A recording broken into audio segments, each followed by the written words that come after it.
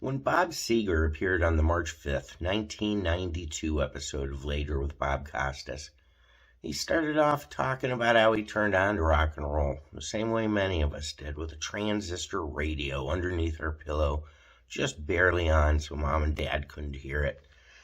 Bob had a favorite DJ, John R., the Horseman, out of WLAC in Nashville, that he could pick up on his AM radio, and it taught him rock and roll. By the time the mid-'70s came on, Seger had gone through several different versions of his band, his sound, his style, his labels. And they put out Live Bullet, shortly followed up by the Night Moves album.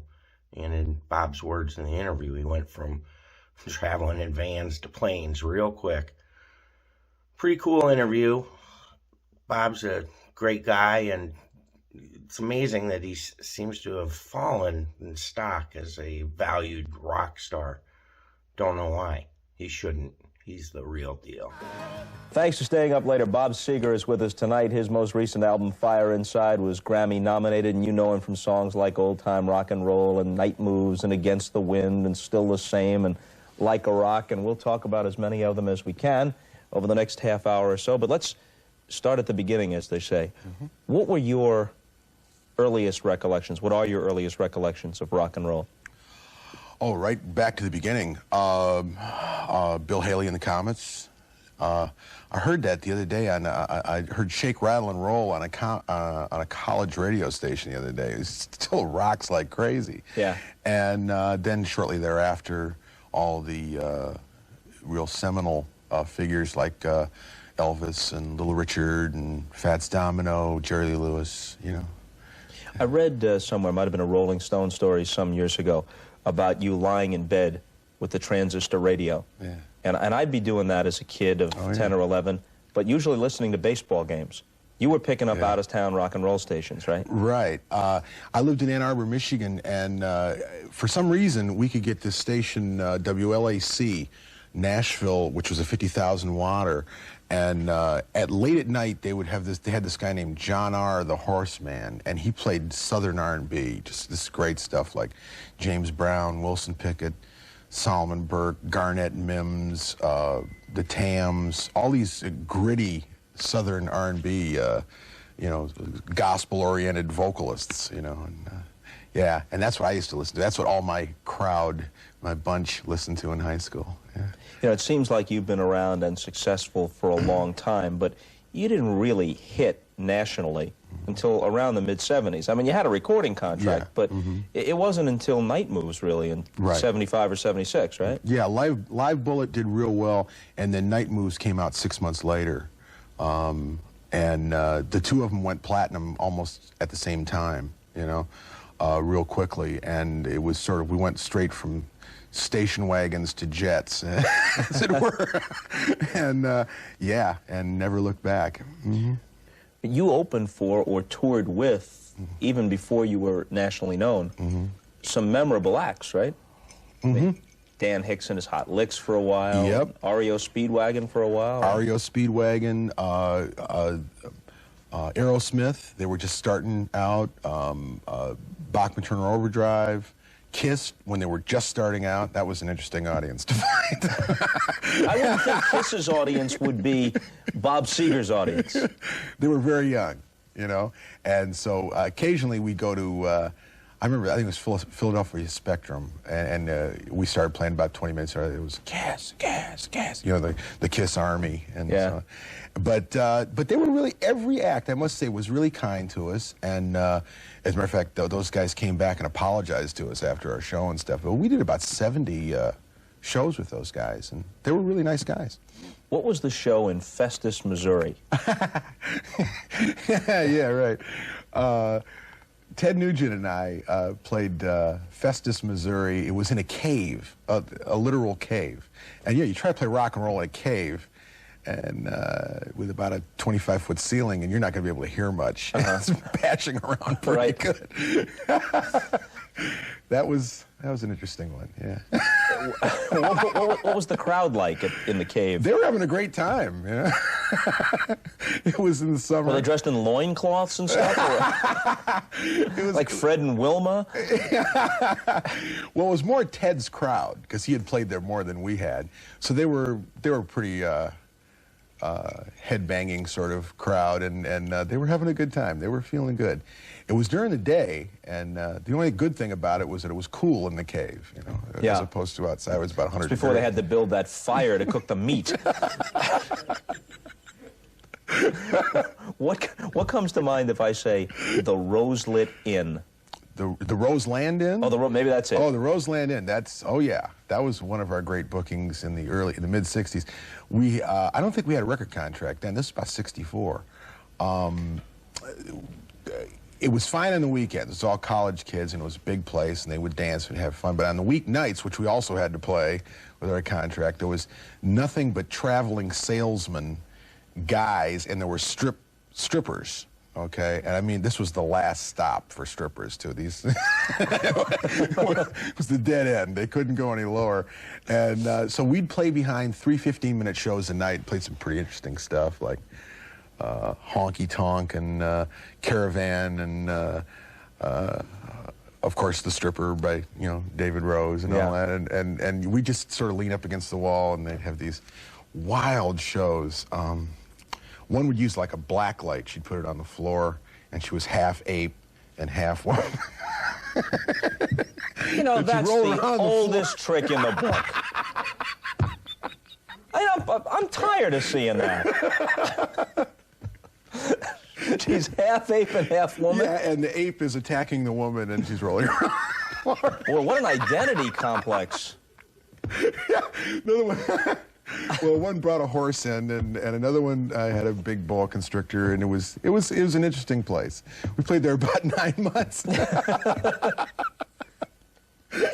These were attractive women, I take it. No.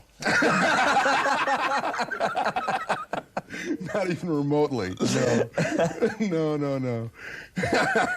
Let me backtrack. What's the first record you ever remember buying as a kid? Come and Go With Me by the Del Vikings. Yeah, sure. Was the first single I ever bought.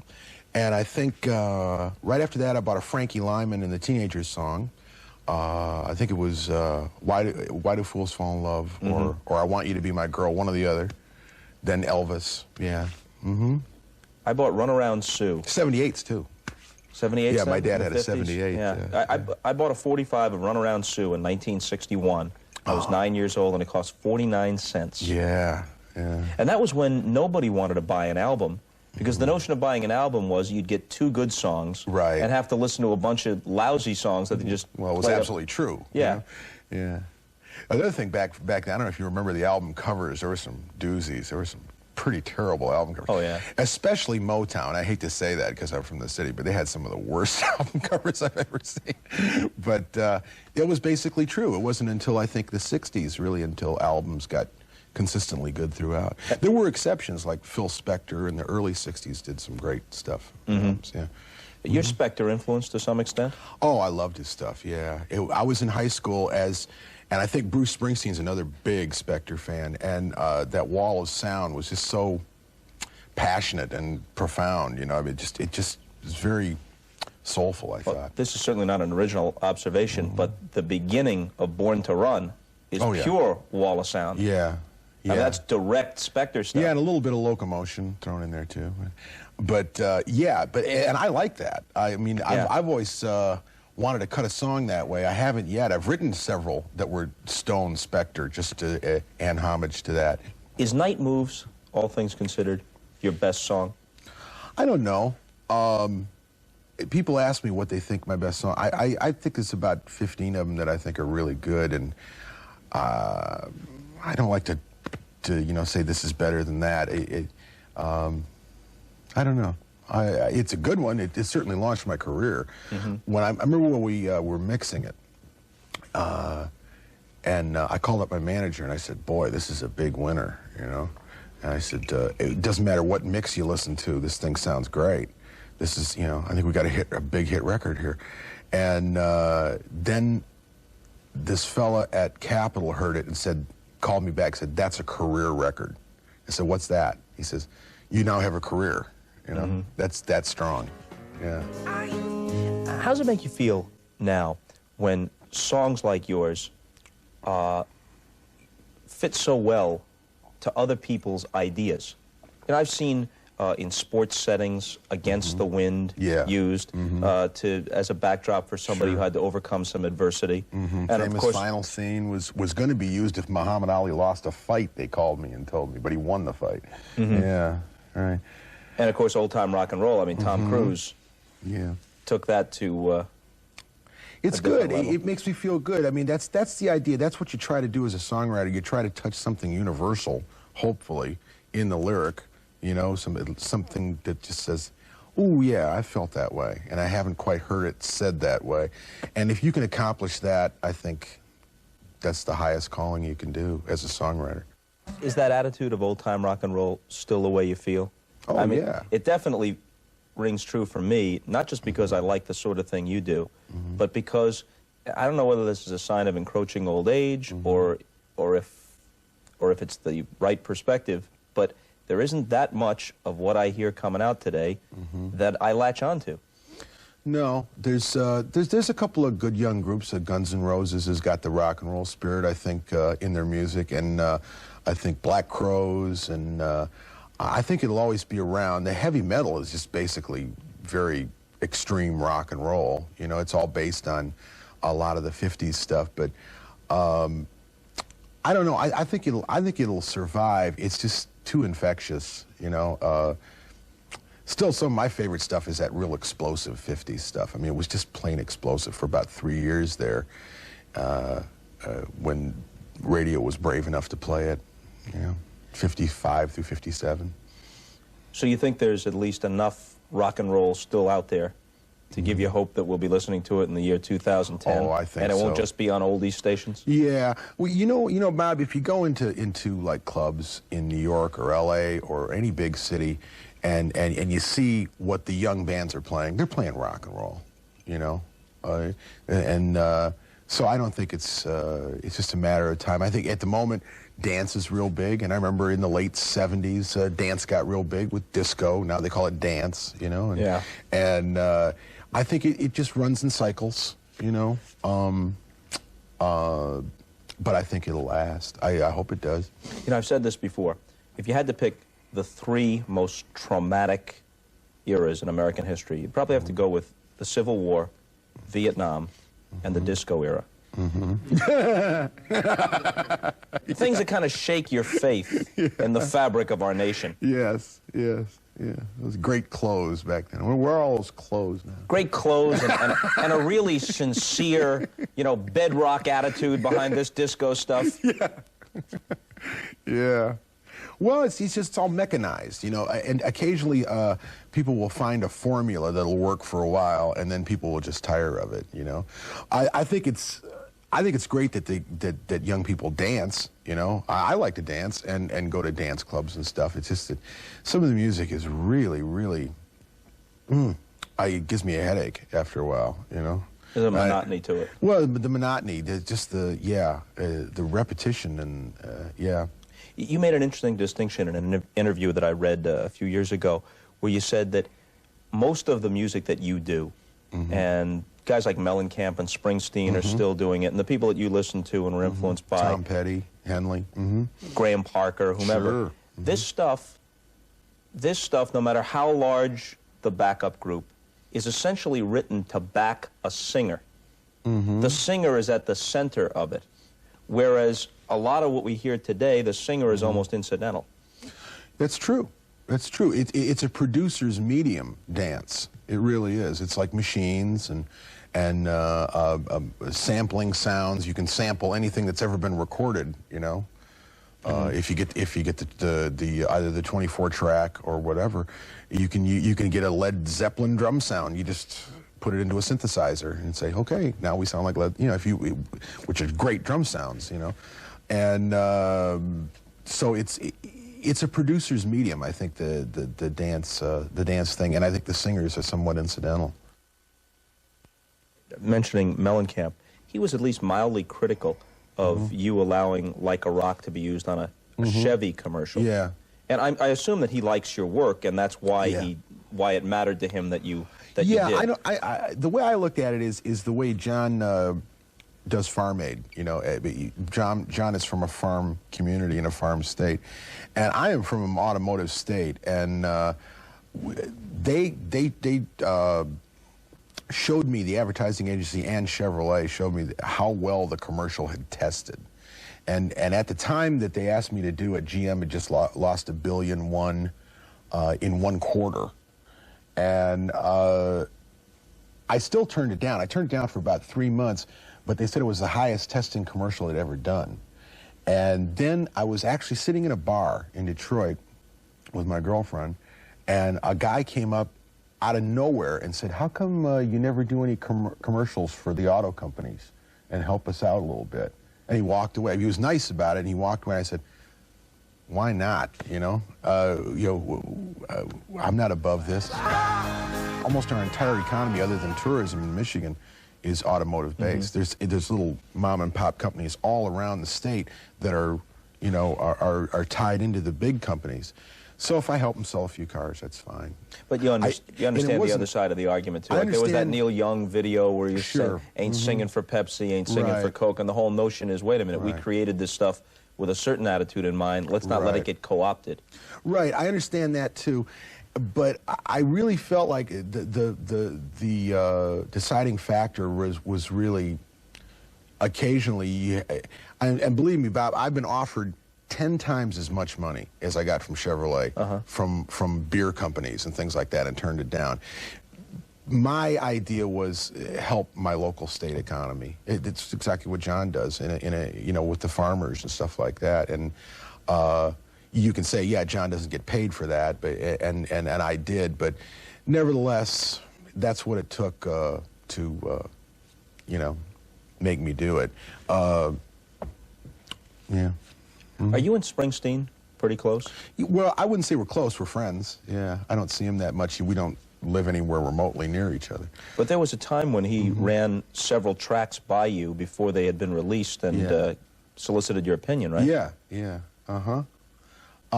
he was doing The River, and I was selling a lot of, I was having a lot of hit singles, and Bruce was selling a lot of albums.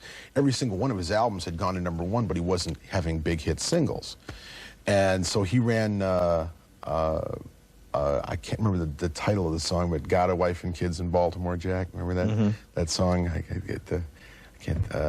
can't think of the title of it, but he ran that song by me, and he was concerned that there were background singers on it, and would it be too commercial? And I said, no, I don't think so. Yeah. I don't think no one's ever going to accuse you of being commercial, Bruce. You know, you just got too much integrity and everything. And so I was happy to review a couple of his things, and also Born in the USA. I was one of the first people to hear that song. I heard it a year and a half before it came out. I said, that's a smash. You know, yeah. What does integrity in your work mean to you? How does it play itself out for you? To me, I think it's just not going with the trends. You know, I mean, I'm not going to go do a rap song. Bruce isn't going to go do a rap song because it's hot now, any more than we did disco when it was hot then. I think that's part of it. I think you can tell. I know I can tell when a songwriter is working hard, and when he's cruising through, you know, and just mailing it in. I work really hard on my songs. I know Bruce works really hard on his. I know Tom Petty works hard, and Don Henley, and the people that I admire, you know, work very hard on their songs. And that, to me, is the integrity factor. If you keep growing as an artist, if you keep pushing the envelope of what you're able to, the type of music you're able to play, you know, go here, go there, go a little more that way, go a little more that way. Yeah. Were you a little leery of music videos? It seems to me like it took a while, considering what your success and popularity was, took a while before anything you did was available on MTV or VH1 or whatever. Well, frankly, we didn't need them. We were doing so well, we just didn't need them. So that was more the reason? Yeah, than an aversion to that medium. Yeah, it wasn't really an aversion to it. I think there's an awful lot of bad videos, just like there's an awful lot of bad pop music. But you know, but the good stuff comes through, and I've seen a lot of good ones too. Unless every Springsteen fan in the audience suffered the same temporary mental block that we did, you already know by now it's Hungry Heart. Yes, is the song that Bob was referring to earlier when we were talking about Springsteen. And Bob is back Monday night for part 2, and we hope you will be too. Until then, see you later.